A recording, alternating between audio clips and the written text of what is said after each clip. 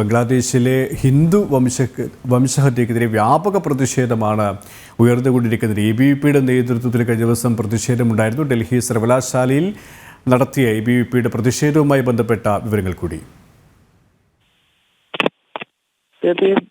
ഡൽഹി സർവകലാശാലയിൽ ഇന്നലെ വൈകുന്നേരം ബംഗ്ലാദേശിലെ ഹിന്ദു വംശഹത്യക്കെതിരെ വലിയ പ്രതിഷേധമാണ് ABVPയുടെ ഭാഗത്ത് നിന്ന് ഉണ്ടായിരിക്കുന്നത്. നേരത്തെ ബംഗ്ലാദേശിലെ ഹിന്ദു വംശഹത്യയിൽ കേന്ദ്ര സർക്കാർ ഇടപെടണം എന്നാവശ്യപ്പെട്ടുകൊണ്ട് RSSഉം അതോടൊപ്പം വിശ്വ ഹിന്ദു പരിഷത്തും ഉൾപ്പെടെയുള്ള സംഘടനകൾ നിർണായക ഇടപെടൽ നടത്തിയിരുന്നു. അതിന് പിന്നാലെയാണ് രാജ്യത്തെ ക്യാമ്പസുകളിൽ ഇപ്പോൾ എന്താണ് ബംഗ്ലാദേശിലെ യഥാർത്ഥ സാഹചര്യം എന്ന് വിശദീകരിച്ചുകൊണ്ടുള്ള പൊതുപരിപാടികളും പ്രതിഷേധ പ്രകടനങ്ങളും അഖില ഭാരതീയ വിദ്യാർത്ഥി പരിഷത്തിന്റെ ഭാഗത്ത് നിന്ന് നടക്കുന്നത്. ഇന്നലെ രാത്രിയിൽ DUവിൽ 100 കണക്കിന് വിദ്യാർത്ഥികൾ അണിചേർന്ന പരിപാടിയിൽ ശ്രദ്ധാഞ്ജലി സഭയും സംഘടിപ്പിച്ചു.